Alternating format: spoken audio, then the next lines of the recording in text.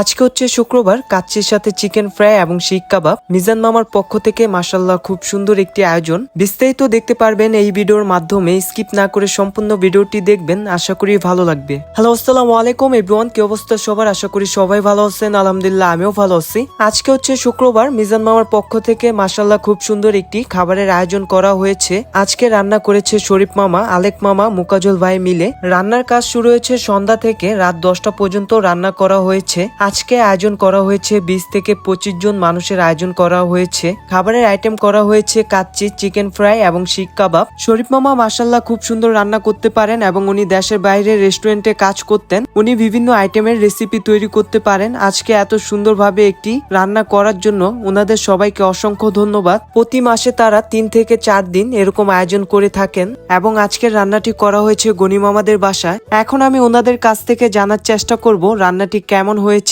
দেখি ওনারা কি বলেন। আজকে পাক আমি করছি, আলেক ভাই করছে, মুকাজল ভাই করছে, লগে হাসান কাকা আছে। আচ্ছা, এটা কি উপলক্ষে খাবারটা? এটা কোনো উপলক্ষ না, এটা চেয়ারম্যান সাহেব খাওয়াইতেছে, মিজানুর ভাই, মিজান চেয়ারম্যান। এই জায়গায় আপনারা দেখতে পাচ্ছেন সাদ্দাম ভাইকে। তো ভাই, আজকের খাবারটা কেমন হয়েছে? আলহামদুলিল্লাহ খুব সুন্দর হয়েছে। আমি অসুস্থ, খাইতে পারি না, কিন্তু এত রুচি মুখে হিসাব করছে যা বলার বাইরে।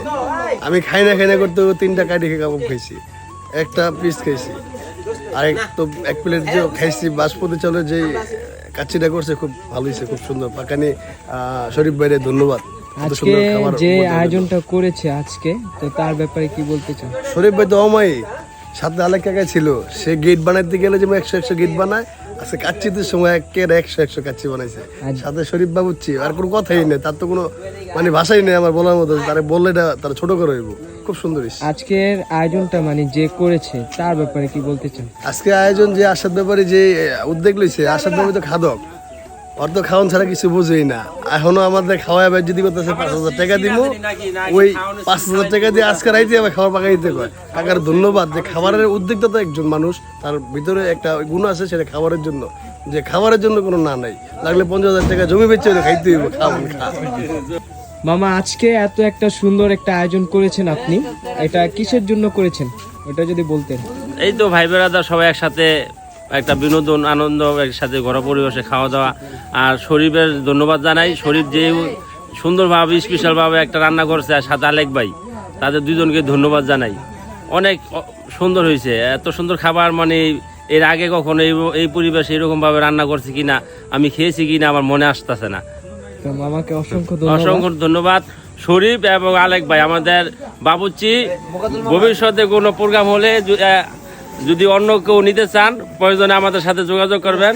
আমরা শরীফ এবং আলেক ভাইকে তাদের জন্য উপহার হিসেবে পাঠাবো। মামাকে অসংখ্য ধন্যবাদ। আজকের আয়োজনে মূলত উনি ছিলেন, উনি আজকের আয়োজনটা করেছেন এত সুন্দরভাবে। খাবারটা সেই হয়েছে। মগাজল বাবু, খাবারটা কেরম হয়েছে?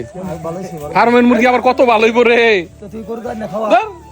এখন আপনারা যার কথা শুনতে পারলেন, উনি হচ্ছেন জব্বর ভাই। উনি এইখানে মুকাজল ভাইয়ের সাথে দুষ্টামি করতেছেন। উনি একজন ভালো মন মানসিকতার লোক। সবাইকে অসংখ্য ধন্যবাদ এত সুন্দরভাবে একটি আয়োজন করার জন্য।